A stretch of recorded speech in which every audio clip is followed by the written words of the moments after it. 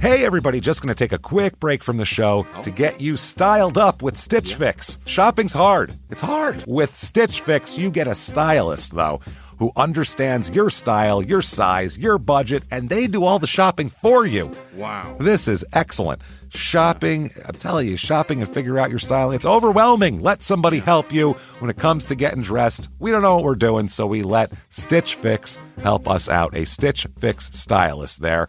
They know what works on us. We get the prices that make us look really good, and it feels good. You get some confidence boost walking around knowing that you're looking decent here. Oh, yeah. Yeah, we just give the stylist our sizes, style, budget preferences. We order boxes when we want, how we want, no subscription or any of that required. And they send called Just For Me pieces as well. Like, maybe you'd like this, and it's awesome. Outfit recommendations, styling tips. You keep what you love, you send back the rest. It's super easy. Yep. You can do it, and we are doing it because it's excellent. Personal styling for everyone. Get started today at stitchfix.com/STM. That's stitchfix.com/STM. Now back to the show.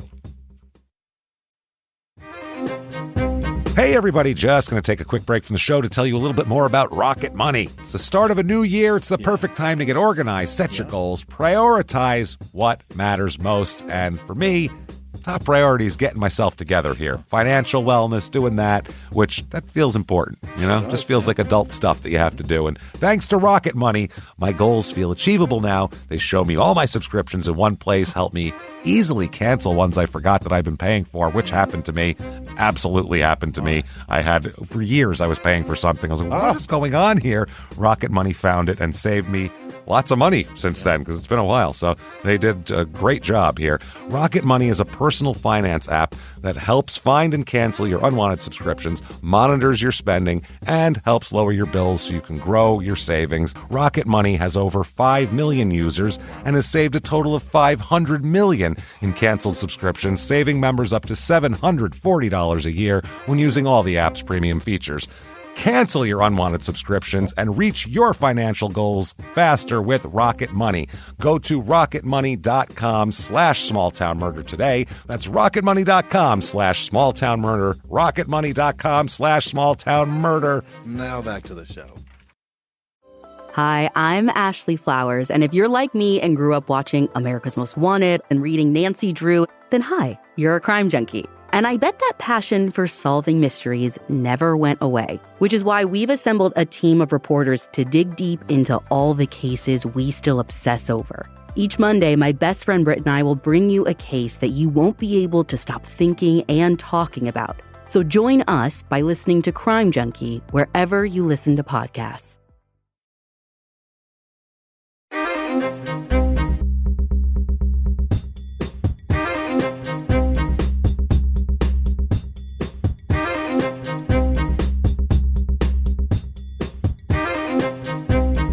Hello, everybody, and welcome back to Small Town Murder Express. Yay and choo-choo! Oh, yay indeed, Jimmy. Yay indeed. All aboard the murder train, pulling away from the station. My name is James Petrogallo. I'm here with my co-host. I'm Jimmy Witzman. Thank you, folks, so much for joining us today. Yeah. We have a crazy Halloween episode of Small Town Murder Express just in time for the holiday. We have it. It took place over Halloween weekend after a Halloween party. It's got all sorts of Halloween-y things going on in it. Yeah. Candles and blood and weird stuff. Smell the makeup. Oh, you can smell it. So we'll get to that. Got a lot of story, so we got to do this quickly in the front here, very quickly. You can still get your tickets to the virtual live show. It started on October 27th. It's available for a week after that. Shutupandgivememurder.com is where you get those tickets. Join us for a story, not this story, but a Halloween-y story, but you can see visuals and you'll see all the pictures and the crazy people involved in the scenes and also tons of jokes. Do it up. Shutupandgivememurder.com. Quickly, patreon.com/crime and sports is where you get all the bonus material. Yes. Holy cow. Whole big back catalog. We have 150 episodes or so. You get $5 or more a month, whatever you want there, is you'll get everything, including new episodes every other week. This week for Crime and Sports, which you'll have access to because you get it all. We're going to talk about the story of Len Bias, who was the one of the most highly touted college basketball players ever, drafted number 1 overall. He's going to change everything, going to continue the Celtics dynasty into the late 80s. And the night he gets drafted, he drops dead from a heart attack from too much coke. And that's a problem. We'll talk all about that. And then for Small Town Murder, we're going to talk about the differences between the Jeffrey Dahmer story and the Netflix Jeffrey Dahmer story, what they did to kind of alter the reality into a better dramatic narrative, and they needed a protagonist, so they had to make one. We'll put it that way. Right. So we'll talk all about any. that. No, it was difficult to find. Any of the protagonists that could have been were murdered quickly, so that didn't have not a lot of legs in the story for them. That's patreon.com/crime and sports is where you get all of that stuff. And that said, I think it's time to sit back. Everybody out there, it's time to clear the lungs. What do you say there? Wherever you are, hopefully not too public of a place. Clear the lungs and shout, Shut up and give me murder. Let's do this, Jimmy. Okay. Let's go on a trip, shall we? Let's do it. We are going all the way to Minnesota this week. Yeah. Now, I wanted to do, because we did an express last time for Minnesota, so it was due for a regular episode, but this story is perfect for Halloween, and it needed to be told today.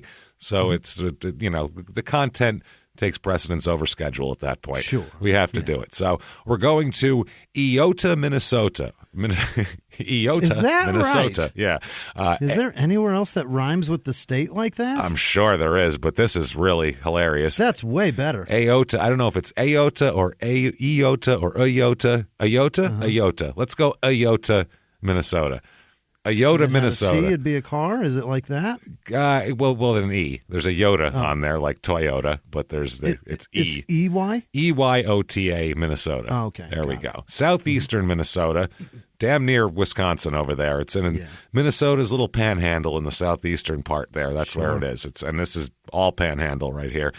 2 hours up to Minneapolis, so pretty far from there. It's right outside Rochester. That's the one Rochester, Minnesota. That's the nearest bigger town. About 2 hours and 10 minutes to Ham Lake, which was our last Express episode, which was go on out there and get yourselves a honey baked, everybody. It's honey baked season. They're running now. The honey bakes are running, and so you want to get in there. Hurry. You're going to be late and you'll get brown sugar. You don't want that, no. Population of this town is about 1,992 people, so less than 2,000. Okay. It's down 14% since 2020, so people are fleeing for some reason. Median income here, household income, is about $70,000 a year, which is above the national average. Holy shit. And the median home price is just above the national average. It's $315,000 is the national that. So history of this town, not a whole lot going on here, so there isn't a lot of history. They platted the town in 1864. The name means greatest or most. It's derived from a Sioux Indian word. So that's where they got it from. They've had a post office since 1864, all that kind of shit.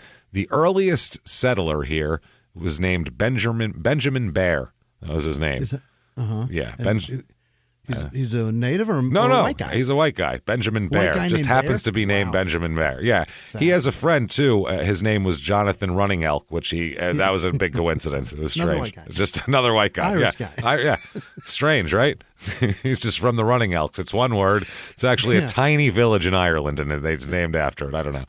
So either way, he came in 1853 he wanted to choose a site with an ever-flowing spring. And he found one here and then returned the following year with his family. The stream is called Bear Creek. It starts from the spring around there and all that sort of thing. The railroad was the big employer over the years, as many of these small towns are. There's not much going on. They laid the streets out on farmland. That's how they did this. In September 2022, I just saw they closed the last bank in town. They have no physical banks in town. So you can't physically. Thanks for the apps, guys. But you can't physically go get money out if you need it. Cash, you're going to go buy a used car or something. Right? I'm sure, but how much can you get out of that? What, $300 or something? $800 a day. Yeah, so whatever it is. I don't know. You That's can't. the max. Depending on your bank, it's that. Yeah. But it's not going to be if you wanted to go buy like a 76 Duster that you found that was in rusty trouble. and you wanted to hook up. You better haggle them down under $800 bucks. Please take a check.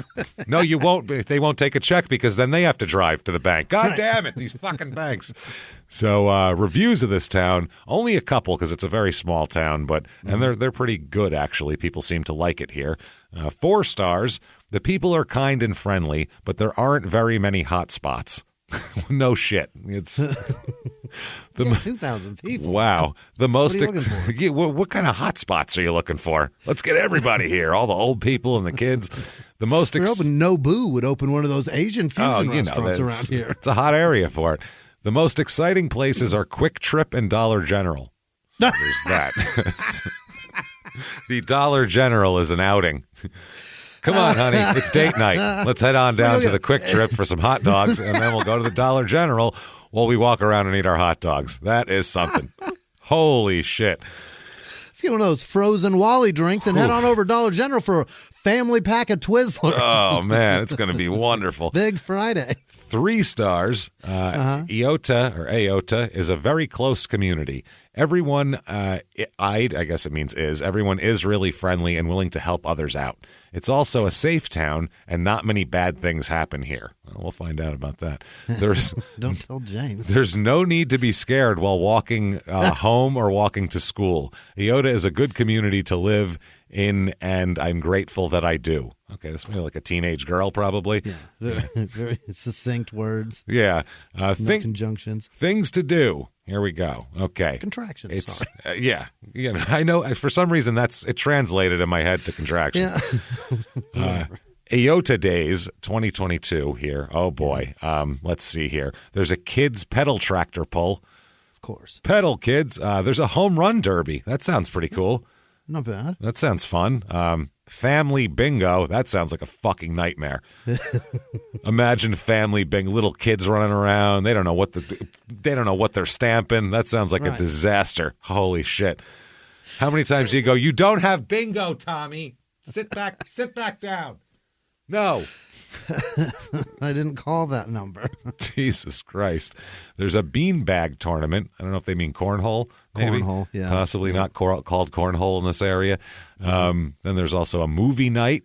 That's Thursday. Friday night's family fun night, of course. You can't mess with that. There's hay rides, all sorts of runs, which doesn't sound very fun. That's not fun at all. Of course, DJ music by Big Tony. So Big Tony's going to be there, everybody.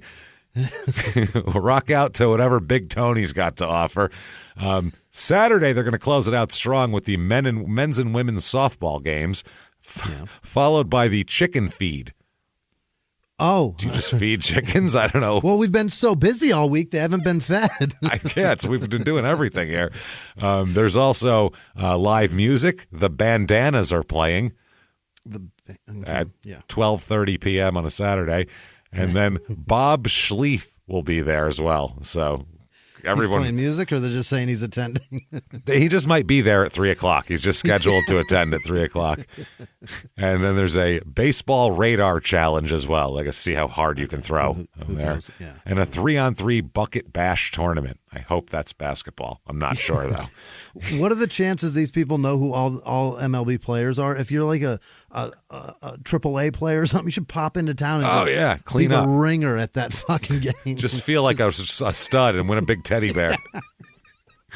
But crush everybody. That said, let's talk about a murder. Let's talk about a murder in this tiny, safe town. To do this, we have to go back in time, and this is like the perfect Halloween time to go back in for murder. Yeah. Halloween 1989. Isn't I that was going to guess 87. Oh, Right. Yeah. man, Yeah, it's right in good the wheelhouse of just Halloween's acid wash jeans. That's hard to say. Are all over the place. This is a mess. Mullets and acid wash jeans.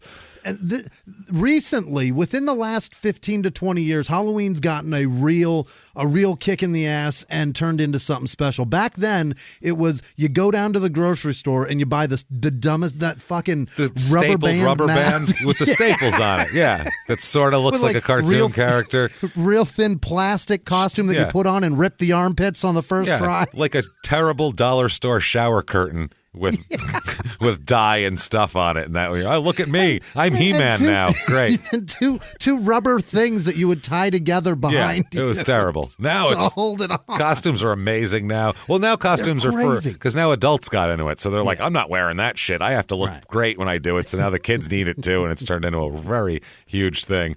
So glad. Halloween 1989. Let's talk about some people here. First off, Wayne Edward Lang, we're going to talk about. Okay. He's 22 years old. His parents, he comes from a big family. There's 6 kids in the family. His parents are Genevieve and Kenneth Lang, and he lived on a small farm in the Hinckley/Pine City area. That's where he's from in Minnesota here. All of he's the second youngest child. So Okay. younger end of a big family on a farm. Sounds idyllic, right? Sure does. Sounds like he's going to turn out just fine. Well, he left home when he was a teenager. Apparently, he didn't like farm life. Farm living's not for everybody. It's not. He has some problems here. Now, his father insists he's not an outcast, though. That's not what he is. He just has some problems. They said he's always in touch with the family. He didn't run away from the family and never want to see them again. He's just wanted to do his own thing as a teenager. Okay. And his mother said, quote, he had a drug problem, but he's cleared that all up now as of Halloween season 1989. Yeah. He had a drug problem. Now he doesn't. He's 22. He's ready to start his life over. His mother said he's even been helping several friends of his kick their drug habits as well. He's trying to take everybody out of the life. Should be everybody's sponsor in town. She said he's made a complete turnaround. He's he couldn't be happier with him. He's doing wonderful. He's been drug-free from what they said, and he's been helping others. He had some minor run-ins with the law, of course, obviously. Yeah. He had some issues. His parents say he's planning to get married at this point even. He's got some chick he found. They don't know. Oh, he's got the girl. They're not that close to him. He wasn't just planning on, I'm going to get married someday. To who? That's a question to be answered at a later date, but I will be married. Damn it. I'm going to get married one day. To who? This tree. I love it so much. I have a dog that's been very close to me for many years. I feel like maybe we can get married. So on the tracks, and I owe him. I owe him. So complete turnaround. He's doing great. He moves from that area to Rochester, which is close by Eyota here. He worked various jobs in Alexandria, Minnesota for a couple of years and then moved to Rochester. When he gets to Rochester, he's around for a couple of weeks in October of 1989, and then he lands a job as a trainee cook at the Ground Round, baby. Oh, yeah. Oh, boy. Ground Round, I don't know how to describe it, is it's like Sizzler kind of, I guess you could call it. Like a not fast food. It's sit down, but it's not like great food. It's like the Olive Garden of steaks, I guess would be the best way to describe it. Probably like the Western sizzling of Sizzler. You know what I mean? Yeah. Like it's not good. It's a step down. But listen, sometimes you got to treat the kid when the kid does great around the house, and you take him out to the Ground Round. He's going to learn how to cook some low-quality sirloins here. Let's get it on.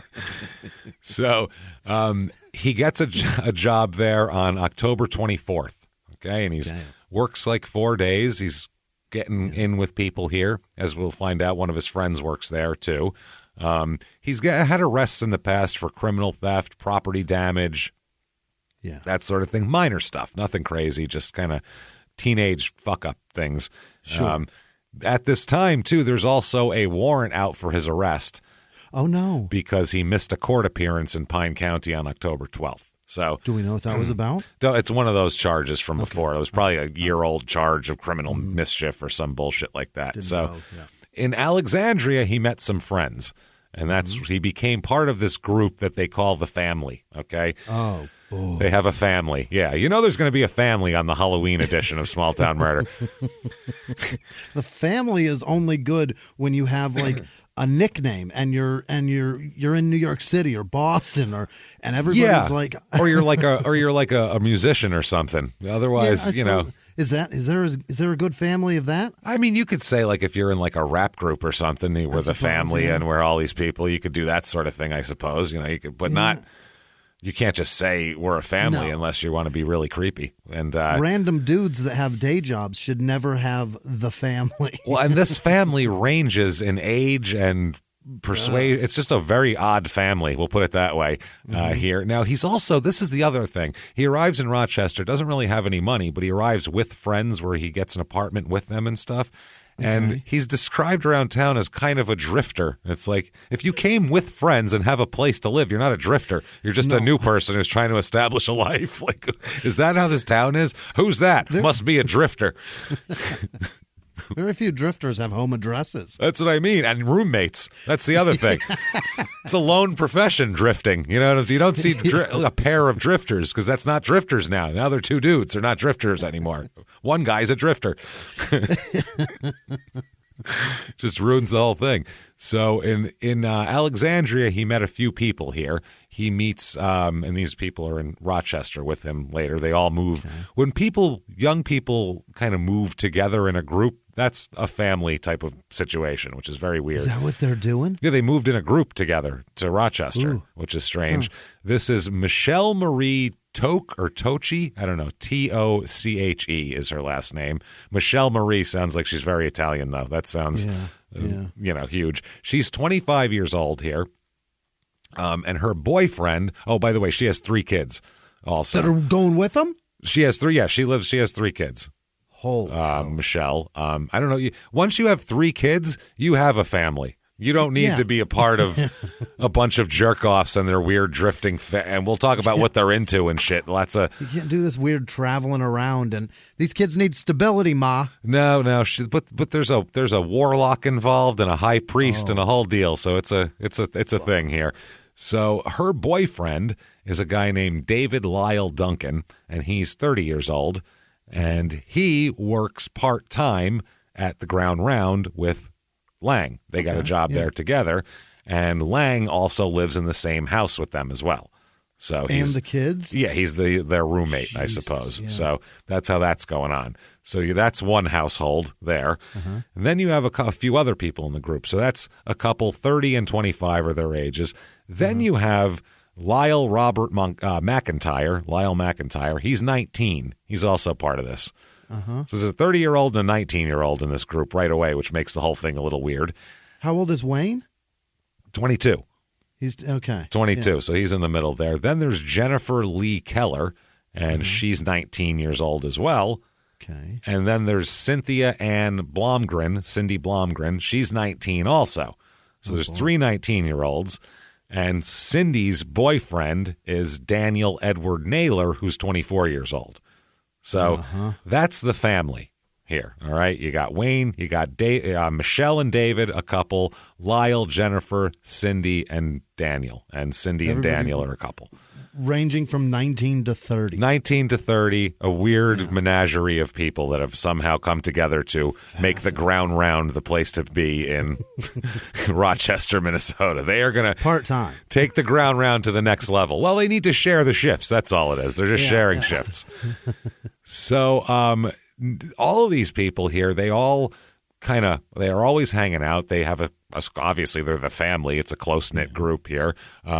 And there's all of their relationships over time. There's kind of shifting relationships with these people are friends. Now these two hang out more. Now they're in a relationship romantically. Then they're not. Then these ones are. Anytime you have a group of people like that, that's, split with the genders and everything, you're going to get people hooking up and then breaking up and hooking up. And this is their social circle, though, so they don't really go outside of it. So they just kind of trade back and forth with each other, it seems like. So far, there's just Wayne and that other girl that are just by themselves, right? That don't have boyfriends or that don't. And then Lyle, too, I think. And Lyle, but I think they're saying that Lyle and Jennifer were together for a minute, then they weren't. So it's one of those things. Wayne seems to be the odd man out as far as girlfriends go. Either way, that's how they're living basically here. All of them live in like 3 different places. A couple roommates here, and then we told you the 3 that Michelle, David, and Wayne all live together in a house. They live in a house owned by Sandra Molitor is her name, and now they work. They were working in Alexander. They moved to Rochester. They asked Lang to move with them. They were like, "Yeah, come with us. Also, you're part of the family. Let's do this shit." including, I mean, and they're all tight. Like they all went to visit Wayne's family in Pine City and spend a day on the farm. And Michelle brought her kids with her as well. You know, brought the 3 kids out there to have a nice day on the farm. And it's fucking like 11 people. 10 people? 11? It's a lot. There's a lot of people going on here. Yeah, it's all sorts of people going on. It's like a weird, strange, weird little Minnesota, a polite Manson family. You know what I mean? Very polite. Starving for a leader. Unless they just follow the 30-year-old guy because he's the old one. Naylor's the leader. Naylor is 100% the leader of this 19 group. years old. No, 24 Naylor is. Oh, 24. 24. He's going out with a 19-year-old, but he's for sure the leader of this group. There's not even no question of that whatsoever here. So, yeah, they know each other's families and all that sort of thing. Lang is regarded as kind of the group fuck up. He's the guy that they're all going to kind of I don't know if everybody picks on him. They don't really pick on him, but he's kind of he doesn't have the standing of the others. I don't know why that is. I don't know if the nudge. He's not in a relationship with anybody. He's kind of the odd man out. They said that he, at a certain point here in October, after the move and everything in this last week, he's kind of been interfering in the relationships of everybody else. He was trying to get 2 of them to break up, and he's kind of he's been a nudge, like you were saying here. Yeah. And also, they thought he was stealing from one of them. One of them thought he might have been stealing from them. And Duncan and Naylor, they suspected that he might be a police informant. Oh, yeah. What drugs are they doing? No, they're not doing many drugs. It's not a matter of drugs. There's no drugs? Well, they're just going to tell about whatever. They're doing some drugs, but they don't have like a drug ring or anything. They're not selling anything. They're just partying. They're not drug addicts? They just use them recreationally? Yeah, that's all. Okay. Yeah, they're off time from the ground round. You know how it works. So what is it that he's worried about being informed on? I don't know, but they're a little bit into Satan. You know that much. We'll call it a lot of bit into Satan. They like Satan stuff a little bit here. Really? But they're not shy about it. That's not something that they're, hiding or anything like that. Naylor spoke actually to a community education class in 1988 and about Satanism. He had a big presentation about Satanism that a teacher brought him in to make. And he told the class he was a high priest in a satanic group. At that sure point, he is. Which is this little family is what he's talking about. 11 people. 11 people. And 3 of them are small children that don't even know what they're talking about. But still, high priest. Well, you got to start somewhere. That's the thing. Yeah. These people, you know what it is now? People want instant gratification. They're going to go out there. They want to start a cult or a satanic family or something. They think they're going to start out with 50 people underneath them. No. You start out with 5, 6, and you build. What the fuck? Patience. Yeah, you got grassroots. No, yeah, Rome wasn't built in a day. You know what I mean? What are you supposed to do? You think you open a restaurant and it's just full all the time? You got to promote it. You got to get good buzz going around. People got to go, now that satanic family, that's how you party right there. Those are the people I'm a part of. Telling you right now. Those people are going right to a sweet spot in the ground. Right in there. You know that's happening. So either way, there's all sorts of evidence here of all of this, satanic kind of stuff. They have all sorts of just like books and shit like that. Naylor and Lang both describe themselves as warlocks as well. Jesus Christ. There's a lot of that sort of stuff. Now, up to Halloween week, leading up to Halloween here, after the big ground round hiring and everything. The 3 women that we're talking about here, Michelle, Cindy, and Jennifer, they all decide to Naylor's discussing with the women performing a Halloween prank on Lang, right? Because Saturday night's a big Halloween party they're all going to go to. And then afterwards, they want to pull a big prank on Lang, a big Halloween prank, where they're going to call it the Warlock test, okay? Which automatically makes me think of Rulo, Nebraska's arm test, which is the Warlock test, which I don't know what that is.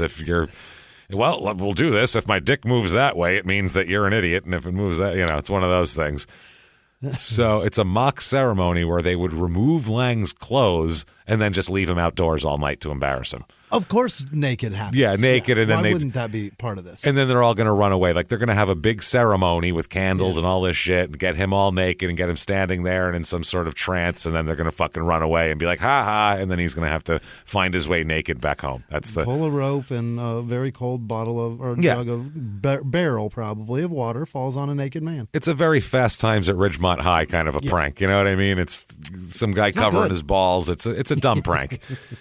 So they're going to do all of this shit. They even the women even went out and they bought costumes. Yeah. They got all these candles. They bought fake blood, all this stuff, and they were going to do this fake witchcraft ritual to fool him.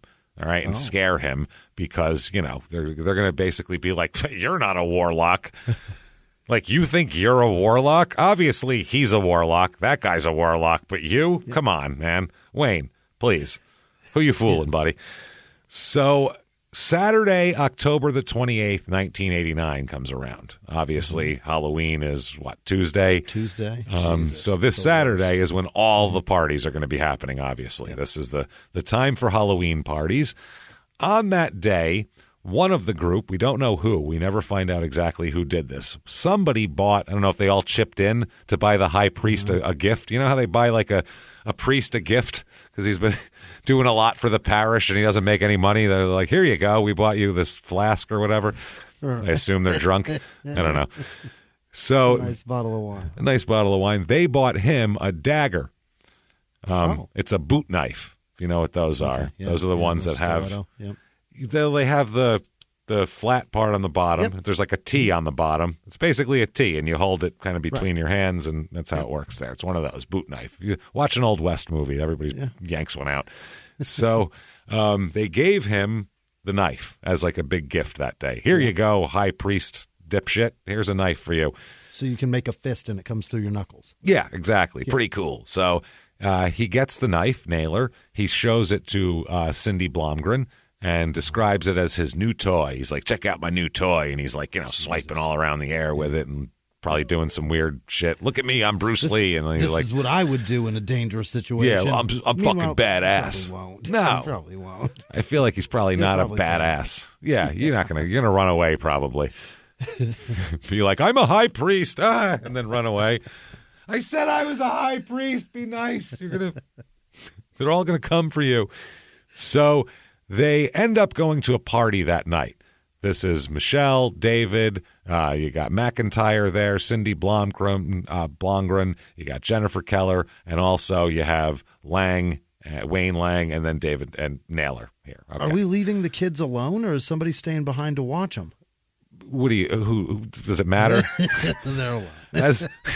With everything else these kids have probably been around, does it really matter if they're with anybody or not? She's 25, so I assume her oldest kid can be what? At the oldest, 9? Probably. Oh, yeah. 9, I mean, so maybe 10. That's if shit really went awry. So 11 either way, if it was like real questionable. 11 if someone's in jail because of it. So either way, they're all there. I assume someone's watching the kids. It's Halloween party night. You know, she's got to go out, so they're going to party. And during this party, they're all hanging out and everything. Naylor takes Lang's beer, gets Lang a beer, and he spikes it with sleeping pills. Yeah, he pulls a Dahmer on him, basically. And does all that, spikes it. It's amitriptyline. That's the sleeping pill there. And actually, Wayne goes unconscious, passes out for a while there. Really? Yeah. And then Naylor jumps on top of him, strangles him, rapes his corpse, and then eats his penis. No, he doesn't. That's what Jeffrey Dahmer would do. That's what he would do. Yeah. Your eyes, you were like, oh my God, this story just took a really dark turn. In front of everybody at the party? At the party? Did he go like, hey, everybody, look at this first? And he stood up on a coffee table or something? Hey, y'all, watch this. He got on the peak of the roof and said, I'm a golden god, and then did it? Like, is that what happened? Then jumped in the pool? So either way, he's unconscious. He's doing his shit there. And at the party, too. This is Naylor's night, okay? This is the type of guy he is. He knocks his friend out with sleeping, but spikes his friend's drink, which is super fucked up. Yeah. Then There's some other people there that he doesn't know, I guess. There's a bunch of people from the Ground Round. It's like an employee Ground Round hangout, and a bunch of their friends. And then there's some party crashers that come, and Naylor doesn't know them, so he gets in a little altercation with a couple of them. It happens, yeah. Where before any fists can be thrown, he pulls out his dagger and starts threatening people with it and swinging it around. Okay, so that's his first instinct is, I got this new toy. I'm going to show it. Yeah. Usually when you have a weapon, it's used for self-defense and not instigating. That's ideally, yeah. Right. He's an instigator, though. They should have never given him that gift. No. Hey, everybody, just going to take a quick break from the show to tell you about the safest sponsor ever, Simply Safe. Absolutely. These people will keep you safe. It's amazing. You know that every 26 seconds a burglary takes place in the United States, according to the FBI. That means that by the time this podcast is over, dozens and dozens of homes will have been targeted, ransacked. God knows what happens here. So protect your home before it's too late with Simply Safe proactive security system. Simply Safe helps stop threats before they even have a chance to break in. Named Best Home Security System by U.S. News and World Report 5 years in a row. And by us for about the last 8 years as well. If you trust us, believe me, you want Simply Safe. So visit simplysafe.com/small to claim 50% off a new system with professional monitoring plan and your first month free. That's simplysafe.com/small. There's no safe like Simply Safe. Now back to the show. Hey, everybody, just going to take a quick break from the show to tell you a little bit about Sono Bello. You know, the most known secret with celebrities and influencers and all these famous people is so many of them have had lipo. They've had lipo, whether it's a little touch-up here or a total makeover. Yeah. Nobody has a perfect body. That's the thing. No. They may look like it on TV, but there's things that help that. Absolutely. Lipo now has changed, and Sono Bello's been at the forefront with using LAL technology and getting those beautiful and natural outcomes for each person. Looking real natural. Our friends at Sono Bello are offering their best deal. You're now included in their winter savings event, but appointments are limited, so please get on this. Sono Bello doctors are masters in micro laser fat removal, a brilliant technique that removes stubborn fat permanently wherever your problem areas are. Tummy, love handles, thighs, arms, it's gone in one comfortable visit. Eating healthy and workouts are great. Keep doing that, but if you want to lose that stubborn fat in one visit, check out Sono Bello. Save big during their winter savings event. Schedule your free consultation now at sonobello.com/smalltownmurder. That's sonobello.com/smalltownmurder. Now back to the show. So they're all fucked up a little bit, just partying and everything. Yeah. Middle of the night, the party breaks up, 2 a.m, somewhere around there. They decide, all 7 of them decide to pile into Blomgren's car and drive out to the country. Let's drive out to the country, everybody. What do you say? Not a bad idea. Let's do it. Yeah, who doesn't like that? So they stop at a soybean field. So it's a farm that grows soybeans near it's Eyota here. So during this, when they stop the car, they're hanging out. Naylor begins arguing with Wayne, and then starts punching him intermittently, just out of nowhere. So Lang is still not all the way with it because he's been drugged. So he's still kind of half-ass out of it, basically. He can stand and he can move around, but if you told him, gave him a math equation, he'd go, he's not. And throw a punch at him, you're going to hit him. You're going to hit him. He's not going to be able to move. His is going to be a little slower coming at you. It's going to be one of those. So he's going to have a lot of bruises. It's going to have a lot of bruises. So they do all of this. After while this is going on, there's a little bit of scuffling. Then Naylor just starts dragging Lang away from the car and off into a dark field. Oh. Just drags him off into there. Once they get out into the dark field, we don't know exactly if any of them. Duncan will end up here in a second, but we don't know if he was right next to Lang when this is going on here. So either we do know that Naylor and Lang are out in the field, and Naylor is the one in physical control here. So I don't understand how the fight. There's not a real fight. It's just Naylor beating up on Lang, and then out of nowhere, Naylor pulls out his boot knife, pulls out his dagger, and slashes Lang's throat. Whoa. Slashes his throat. Slashed it again, and then again. 3 times he slashes his throat. Okay? Okay. So, slashes his throat, and obviously Lang goes to the ground. His throat is cut from ear to ear. So it's wide open. He's like a Colombian drug dealer that went awry, and he's been taught a lesson. Yeah.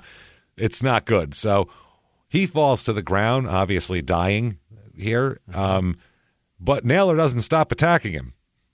Really? He keeps on stabbing, and that's the least of it, as we'll talk about here.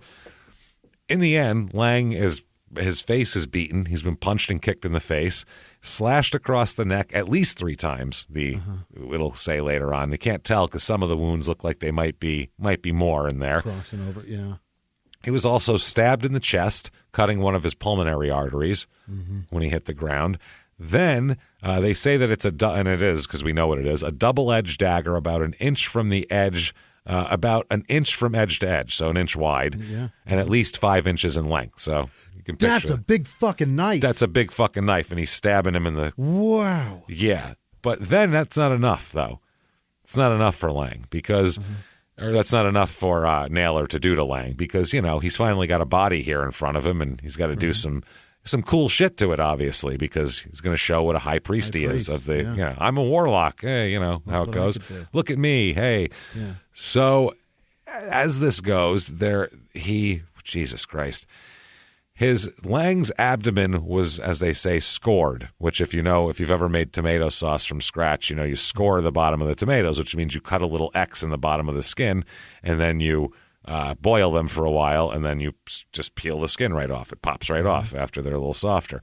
Well, he did this on his midsection. He cut a big X in his midsection. Okay. Just a big giant X across it, all carved out. He even had to turn the body as well to do other things to it. So he was wrapped all the way around it. He was playing with him for a while. Yeah. The X was incised shallowly in Lang's neck, and the dagger shoved through the center of the X into a vertebrae. So, oh my God, that's what he did. Yeah, he made like a whole thing. He made an X, and then he pushed the knife through the middle of it, like X marks the spot. Yeah. That's what he did, man. Like right into his back, into his spine. He did it both ways. He did it in the front and the back. He did it in the front and got his heart and then the pulmonary artery, and then he did it on the back and hit a vertebrae. What is that about? He's just this is whatever the ritual that he's trying to whatever he's trying to express through this is. I don't know, but I think he's trying to show off to the others. Yeah. To me, this reeks of like, I did this. So while I did it, I might as well make it like a calling card of mine and make it cool if I'm going to do it. Yeah. Like Manson, make it witchy. Yeah, that's exactly right. Put some shit on the walls. If you're going to fucking do it, misspell some words in blood, please. Right. So they're obviously this is a disaster. Later on, it'll also show just that Lang did have the sleeping pills in his blood and a large amount of alcohol as well. So his sobriety's going excellent, clearly. So now, once he's dead, Naylor goes and asks Duncan for help in getting his Lang's clothes off. Help me get his clothes off of him. Why he wanted to get his clothes off of him, I have no fucking idea. But the others end up kind of going back to the car, and he tells them after they take his Lang's clothes off that if asked, they should describe the evening's events accurately up until the time of, that we left the party. So, we went to the party. There were some people there, blah, blah, blah. That's all fine. Once we left the party, though, tell them that Lang was dropped off at the house that he shares with Duncan there and Michelle and after the party, and no one saw him after that. Just that's our story. And if anybody doesn't say that, you're in deep shit with me. You've seen what I do. You've seen what I do. I'll cut an X on your goddamn chest. So on the way back to Rochester, Naylor shows the others his bloody arms under the dome light. He turns the dome light of the car on, has blood all over his hands, and he says, all, I'm sure, cheesily as shit, he says, "This is death." Oh, good Lord. That's what he's doing. Yeah, this is death. We're aware. We get it, bro. You fucking jackass. And then he said again, just to let you know also, I'll absolutely kill anyone who tells on me. Oh, clearly. Yeah. So Naylor stays with McIntyre. They stay together. Yeah. So McIntyre and he are a Lyle McIntyre are a little team right now. And They later on, Naylor is telling him all about it too. He said that what he did to Lang was he, quote, chopped him up like a piece of raw meat. That's his brags here. That was when they were driving back. They said that they also went to a place called The Farm at about 4:30 a.m. This is Naylor and McIntyre. 4:30 a.m. looking for a friend of Naylor's. Because, 4:30 is when you want your friends to stop by. That's early. This is a woman who lives at the farm named Laura Dornack. She answered the door, talked to Naylor. Naylor, who doesn't try to act casual, establish an alibi, he tells her, I just came from killing this dude. Which, there's already, 5 other people that know about it. Mm-hmm. Now you're going to tell somebody else. This is not one more. This What's isn't one more? Not laying good groundwork to get away with a murder. We'll put it that way. There's going to be more. No one is ever going to get in trouble and need to get out of it, or no one's ever going to have a hint of conscience or anything like that. It's never going to happen. You tell me this. If I get pulled over for speeding, I'm spilling it if it's getting me out of this ticket. Yeah, on this idiot? Fuck that. You get a parking ticket. Hey, don't tow my car. I know of a murder. Give a shit. Just drop it. I'll give you everything. Come on. So he tells her, I killed Lang. You know that guy Lang? I killed him. Then this is weird. He asked her to smell the blood on his hands. Ew. Smell the blood on my hands. This is trying to be all creepy. Finger. Yeah. He showed, smell my finger. Pull it and then smell it, goddammit. Fingers for pulling and smelling. That's what they're for.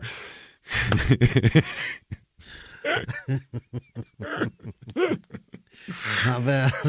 Never mind articulation and fucking being able to eat food. Writing and now. That's Pulling it. and smelling. Pulling, smelling, and fingering, obviously. That's what it's for.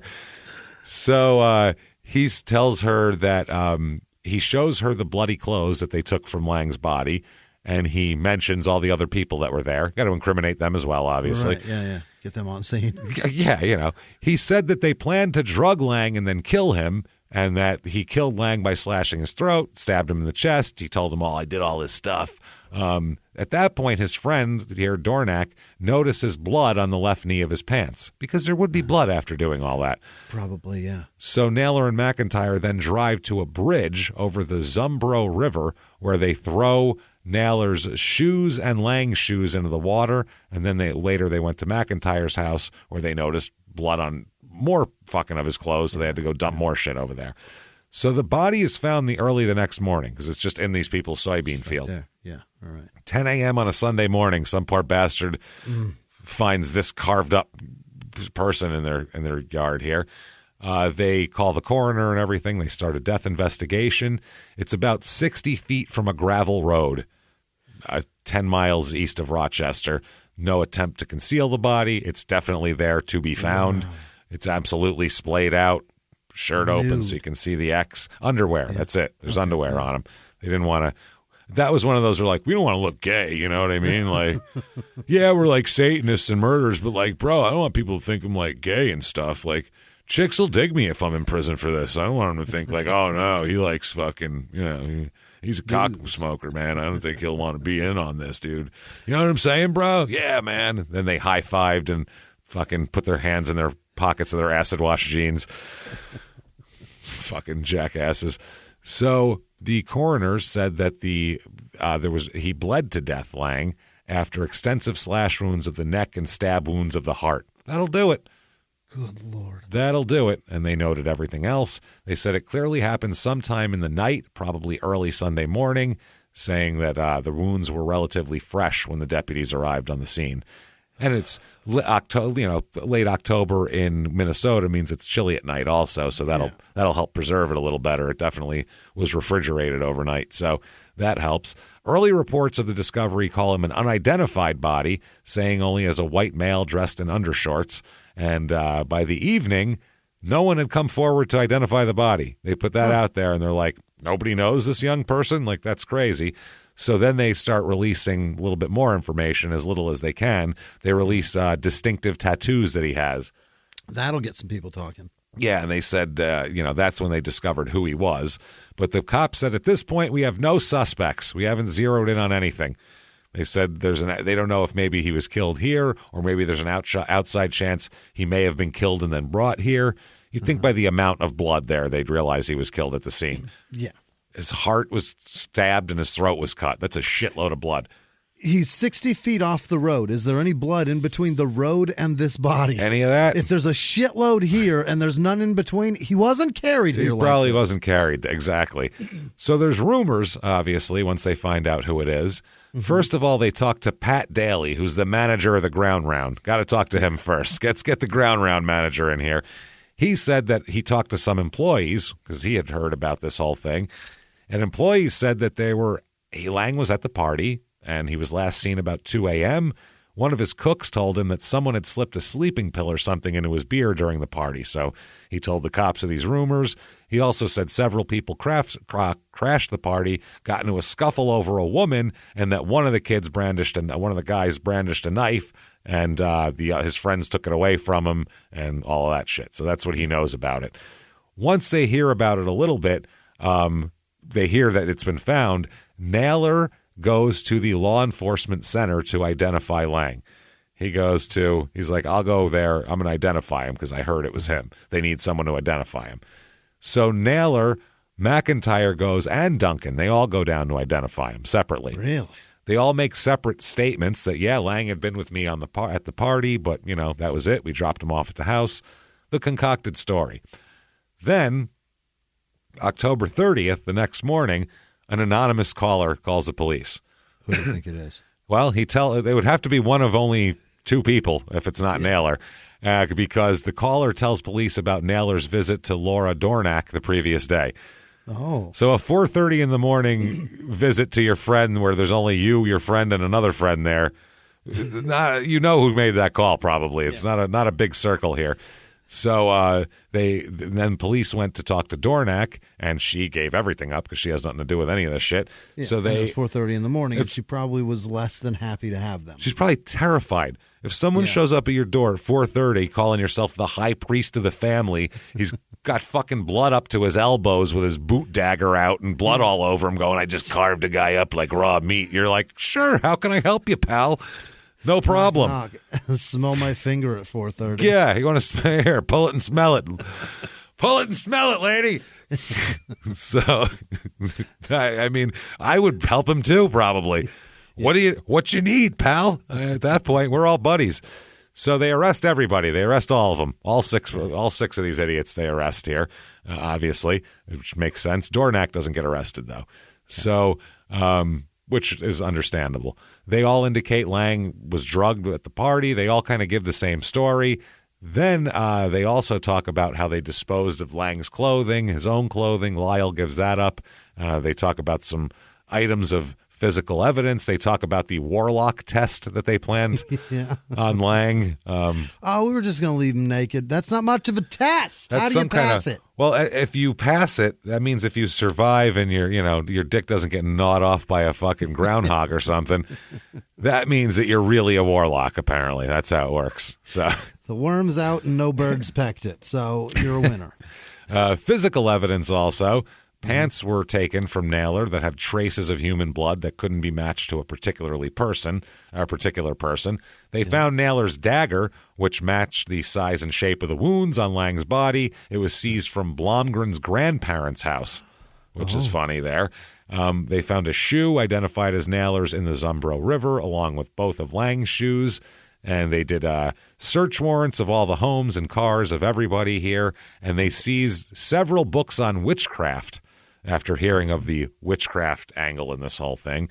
And the other kids keep saying that people keep saying that we thought we were taking Lang out to a farm to be assaulted to teach him a lesson. We didn't think he was going to kill him.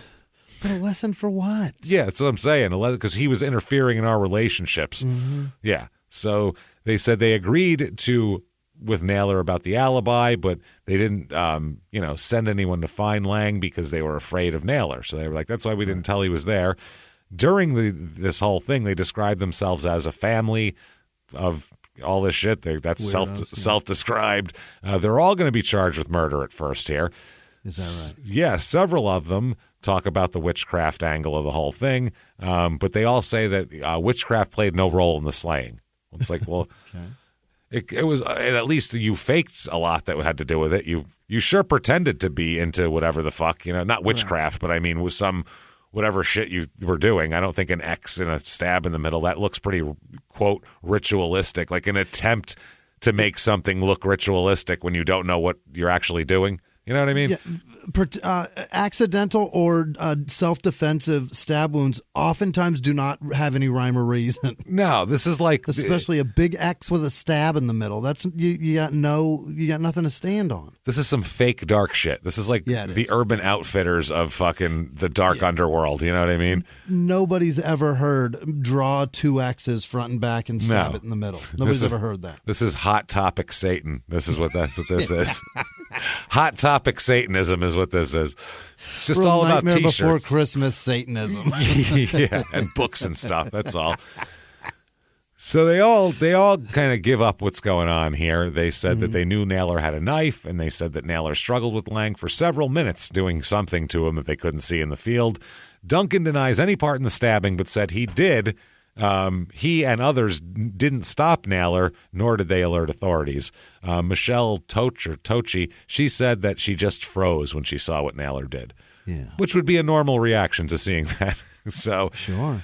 Duncan also says, quote, "It was my feeling that Naylor believed Wayne Lang was a narc, and that was possibly, the reason for all this type of thing here." So, and they said that they had been upset with Lang for meddling, quote, in the relationship between Cindy Blomgren and Naylor, and for making sexual advances toward Keller as well. So, who was McIntyre's girlfriend. They were hooked up too. So, Jesus Christ. They also suspected him of stealing a ring from Michelle. So, obviously, we're going to do a Warlock test on him. Jesus fuck. So they said, did you believe that Naylor was like a warlock, a quote, warlock, high priest of black magic? That was the question they actually asked her. And she said, quote, "I didn't believe him." She said, that was her quote. She said she read parts of several books on the occult and didn't think that he was all, didn't think he had it going on here. So that's wild. Wayne Lang's family said it was such a great shock to us that they were involved after we'd gotten to know all these people. These were all close. They were all close. They didn't know about any of it. No, they were just a close-knit social group that they were like, oh, it's so nice that our son has friends. They seem like a nice group of friends there. That's good. That's wild. So the others here, they're saying they might seek one trial for all 6 of these people, or maybe do separate trials. They're trying to decide what to do after all this. They let out Michelle, Cindy, Jennifer, and McIntyre out on home detention, on bail, house arrest. Then they revoke it and set bail at $250,000 for each of them, which is a different story, and none of them make bail. The sheriff said it's very difficult to sort out the facts and know what has happened. Not really. It's pretty simple. I mean, if you're a cop and you really need to know why, then it's probably going to be difficult. If you can just knowing what happened, it's simple. That's easy peasy. Yeah. If you talk to homicide detectives too, they go, I don't give a fuck about the why. The why is not my problem. Not an issue. Who, where, when, and with what. That's it. That's what I need to know. That's proof. The why is fine for your own personal. It's great. Yeah, just for fun and shit. Yeah, but it's not, and it doesn't mean anything legally. The why. And sometimes the why won't give you closure. It'll just make it fucking worse. It makes it more irritating. Yeah. So David Duncan, Michelle Toch, Jennifer Keller, Cynthia Blomgren they all plead guilty to what is it? Like it's after it's a first-degree manslaughter is what they do here. So because they're all involved with it, they are sentenced to. Here we go. Here we go. Okay, it's you, children and adults and men and women and everybody. People with a lot going forward. May fuck off 86 months on the kidnapping charge and 110 months on first-degree manslaughter charge with the sentences to run concurrently. So each one. 110 months. They all get that. Wow. They all get 110 months, which is each. Yeah, that's 10, that's fucking 11 10 years. Yeah, that's a decent amount of time. So they're being given credit for time served, obviously, during trial. All of them could be eligible for parole in about 6 years. Okay.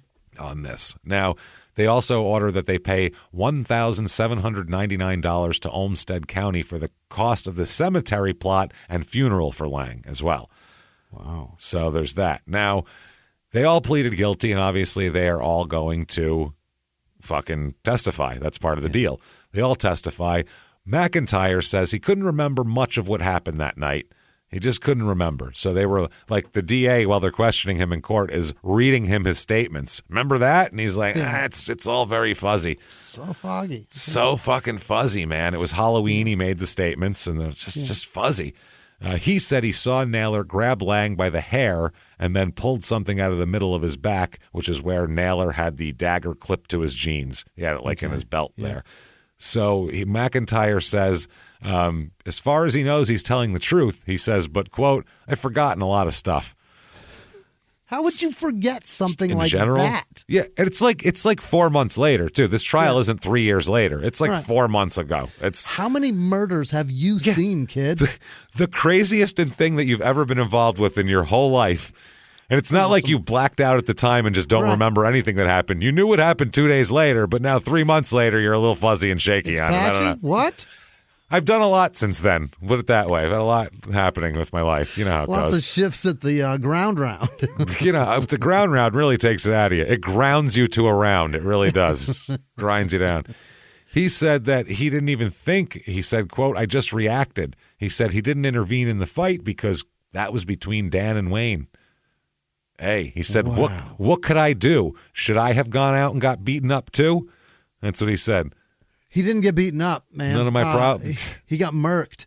What if you wrap your arms around a guy? I don't know. Fucking anything? That's why he had to plead guilty, by the way, to second-degree murder. He was the one who was an outlier. He got 124 months, so he got an extra 2 years than everybody else. So Michelle, the one with the kids here, she testifies about what happened in the car on the way out from the murder, after the murder. And they said, who turned on the dome light? She said, Dan did. They said, what did he do? She said he held his hands up and he said, do you know what this is? Pointing at the blood. And nobody said anything because it's obvious, I'm thinking. Yeah, because we knew. Yeah, you're covered in blood, it was dipshit. rhetorical. Yeah, it's like taking your rock hard cock out and going, you know what this is? Got a pretty good idea, Chief. Yeah, think I do. As a matter of fact. Do you need the answer? Is that what you're looking for? Pretty good fucking idea what you got happening. So she said nobody said anything, and then he goes, this is death. And then he made the comment that he didn't think he could do it that way. Like, I didn't think I could do it that easy, but fucking I carved him right up. So they said, what else did he say? And she said, and he said this was the second time he had done it. And he told several people afterwards that this is the second murder he's been a part of. Oh, boy. Now, they tried to get this excluded as hearsay. The automatically the defense was like, whoa, hey, no. But the statement was offered for its effect on her, not as so that's some smart lawyering there. They snuck it in there. No, Your Honor. This is about how that statement affected her and her actions going forward, not to lay a groundwork to say that this guy's obviously a scumbag who may or may not have murdered more people and put that in the jury's mind. Not what we're doing at all. That was a lawyer Iverson level crossover. Wow, Jesus that's Christ. impressive. That is impressive agility right there. Holy shit. So, she said that she made false statements to the police until Naylor got arrested, and she was sure that he couldn't harm her. Then she came clean. Satanism takes the big role here. Naylor's attorneys object to 3 types of evidence that talks about his involvement in witchcraft / Satanism / whatever they're saying it is. So there's testimony by various witnesses about his interest in witchcraft and Satanism. They have photographs of the covers of books about witchcraft seized from all of them and the books themselves there. Yeah. They're all questioned about that over continuing objections and everything like that. Naylor discussed his interest in witchcraft with Jennifer Keller and told her that he was a warlock. He described himself as a warlock to Cynthia Blomgren, to David Duncan, to everybody that would fucking listen to him. Sure. Everyone at every customer at the ground round. Yeah. I'll have the 10-ounce sirloin and you're a warlock. That's very nice. David the Warlock, or Daniel the Warlock was on his name tag. So they testified that he described himself as a warlock, a satanic high priest, and all this type of shit. always with the objecting on that sort of thing. But the court admitted all this, saying that the witchcraft and Satanism involvement didn't abuse the discretion, and it was actually relevant in this case. So the book that they mainly talk about here, they take photographs of everything, like we said. The photographs only show the cover of the books, and they don't really have a lot of prejudicial effect from their cover art, they're saying. There's not a big deal. But there is one book that it is a big deal, and we'll talk about that in a second because it takes big precedent in the deliberations. In closing, the state comment says this. This is the state's closing. Just look at those elements and you can resolve this. You're not going to resolve every single issue that's hanging in this case. In fact, some of the witnesses said, I'm telling the truth and the defendant knows the truth. We're never going to know exactly what happened out there, but you certainly have enough evidence before you to find the defendant guilty of first-degree murder, having premeditated with the intent to kill Wayne Lang on the 29th of October. And I ask you to come back with a verdict of guilty in this case. Thank you. Did you see anything legally untoward about that? No. Okay, well, that later on he will say that is the prosecutor talking shit about him to the jury that he didn't testify. Oh. Yeah, saying that, in fact, some of the witnesses said, I'm telling the truth, and the defendant knows the truth. So they're saying that he's saying that he said that to say that he should have testified, which is not, that's a really big stretch. No way. He knows the truth, and he refused to tell you. Yeah, if he said that, that would be different. You're not allowed to say that. Right. So over the deliberation, the jury asked for the books that were taken to take into the deliberation room with them. They wanted to look them over and while they deliberated and see if anybody murders anybody in there. Yeah, just see if they can get a nice family going on, get a coven happening. So there's 12 of us and we kind of like each other. That tells you that they were very, very much intrigued by the satanic aspect of it, and that is what had a lot of their deal here. The book, there's 12 books altogether. The 11 they have no problem with. The 12th book, though, is the one they have a huge problem with. It is State's Exhibit 85, and it's called Satanism, Is Your Family Safe? Which I tried to get it in time by now. It's not available in an ebook or anything like that. I ordered an old copy of it, and it's coming. You can still get this book. It's on Amazon. You can get an unbound copy for $10.99. That's a handful of papers. Pieces of paper. It's a handful. They show up in a Ziploc bag. The UPS guy just throws them at you. And hope it's not windy out when it happens. They're not in order. No, you just figure it out. Or you can get the audio book of it, which I was like, awesome. But the audio book's the audio book is only available in cassette version. So I'm like, for real? Nobody's read it. It's $7.99 on Amazon. I bought a used version that is got the cover and everything. Is Your Family Safe? Satanism. By the way, the seller I bought it from, I'll find it in a minute. It's fucking hilarious what it is. It's written by Dwayne Schwartz and Ted Empey, and it's got a guy on the front I'll post it on social media. It's got a guy on the front in like a cloak, and he's got his hands like in front of his forehead with a knife coming down, and it's that exact dagger that Naylor has. What? It's pretty much the exact same dagger. So they're saying that book is a big deal because of the cover. They said the book has a striking cover photograph of a man in a priestly robe holding a dagger which is similar to that owned by Naylor and thought to have been used in the killing. As its title suggests, the book takes an anti-witchcraft, anti-Satanism position in reporting various allegations about witchcraft and Satanism in the United States. The book suggests that the crimes committed by witches sometimes remain unsolved because prosecutors are reluctant to charge crimes that include possibly unbelievable details of witchcraft involvement, which is horseshit. That they see that and they're like, immediate conviction. Yeah. I get 12 people from the suburbs. I sit them down. I tell them there's Satanists out there, and they scare the shit out of them, and they'll convict them no matter what. We've seen it 100 times. West Memphis 3, for Christ's sake. I mean, it's the whole thing. So either way, though, they say that it's a little much. The book includes a specific charge to jurors. In the book, this is said, and it's not the prosecutors doesn't say it, but this is written in the book. It's a note to future jurors. Literally, it says, so long as jurors shy away from convicting people with alleged satanic connections, such atrocities will continue. Oh, my God. The atrocities will continue, Jimmy. It's like a threat. It's a threat. Yeah, you better convict him or else your kids are going to be found in a field with a big X carved on their chest and their throats cut. More. So they deliberate 9 hours on this. 9 hours because there's multiple things, and they find him guilty of first-degree murder. So he's guilty of first-degree, premeditated, and he's also found guilty of using a felony of using drugs to injure or facilitate a crime. Hey. So they got him on both. Sentencing comes around, and he has his chance to say something. Yeah. To show he's a human being at least and try to get some mercy. He says, quote, "I'm sorry that your son was killed, but I did not kill him." Oh, my. Thank you. That's all he has to say. So the judge says, "You, sir, may fuck off. Life in prison." How's that? Yeah.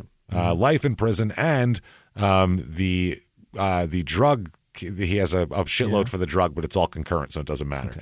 Either way. The family, Wayne's family, said 30 years is not life in prison because at the time the statute for life was 30 years.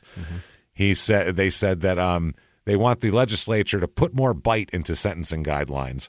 It says it seems like nowadays the sentences are just a laughing matter. So this is what caused all of these terrible 90s death penalty sentences because people were so mad that they were like 30 years isn't enough. So now we kill innocent people. So, well, okay, back off from that. At some point we'll find a sweet spot where we put guilty people in jail for the right amount of time. Yeah. And, we'll find it. 30 years. If it weren't for a mortgage, people would never be able to quantify 30 years. That's so fucking long. Even a mortgage is like, I'll be dead before that's paid off. Who cares? That's what you think. Like, I'm sure I'll be dead in 30 years. Who lives that long? It's not going to happen.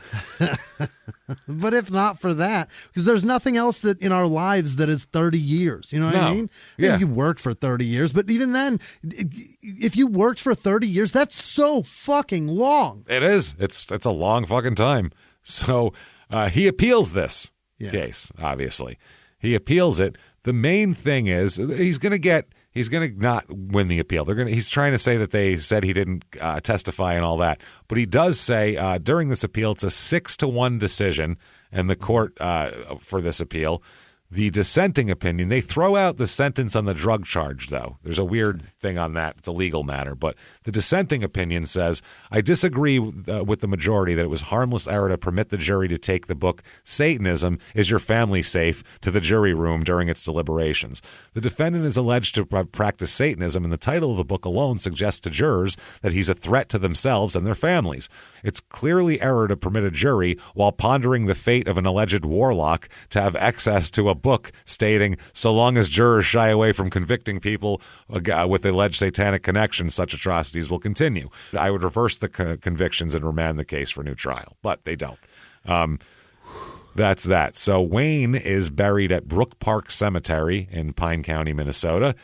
He's got a nice little tombstone, and Wayne is still in jail. So, or not Good. Wayne, Daniel's still in jail. So I mean, it's been over 30 years. He's still there. Yeah. So, and it says expiration date life. So he's still, there's no release date, or I don't know what's going on if he's got parole hearings or anything, but he's in there now, and that is Eyota, Minnesota, and a Halloween spectacular. Does it get more Halloween-y than that? Jesus Christ. No. Only if it was like a candy poisoning would have been the only way to make it more Halloween-y. That was heavy, man. And that was was a heavy. Halloween party and Satanism. It's all there, man. Were they in a Toyota up there in Eyota, Minnesota? It was a Eyota. That's the one dealership. Come on down to Eyota Toyota. No banks, but we have this one Toyota dealership. If you like that, tell the world about it. Get on whatever app you're listening to. Give us 5 stars. Say something nice. It helps drive us up the charts. Head over to shutupandgivememurder.com right now. Get your tickets to the virtual live show October 27th and a week after, so you can still get it right now. You can watch it. You can do whatever you want with it. Have fun. Enjoy. Just like a live show. Get your tickets right now. Also, patreon.com/crime and sports. Anybody $5 or above, you get all the back catalog and new episodes every other week. No matter what we put out bonus-wise, you're going to get it. Crime and sports bonus this week, which you'll have access to. Len Bias, who was the number 1 overall NBA draft pick in 1986, was supposed to be the future of the Celtics. Him and Larry Bird were going to change the world, and then he dropped dead of a heart attack the day he got drafted from cocoa use. So that's interesting. I'll make you believe in witchcraftery. There you go. Yeah, maybe it was witchcraft, Laker witchcraft. We don't know. And then also for Small Town Murder, we are going to talk about the difference between Netflix Jeffrey Dahmer and real life Jeffrey Dahmer story. All of the different things. It'll be a lot of fun. Patreon.com/crime and sports. And get your shout out at the end of the live show. Follow us on social media at Murder Small on Twitter, at Small Town Pod on Facebook, at Small Town Murder on Instagram. You want to follow us? Go to the website, shutupandgivememurder.com. Follow the links. There you are. Thank you so much, everybody. Till next week, everybody. It's been our pleasure. If it's not Galoob, it's not the real thing.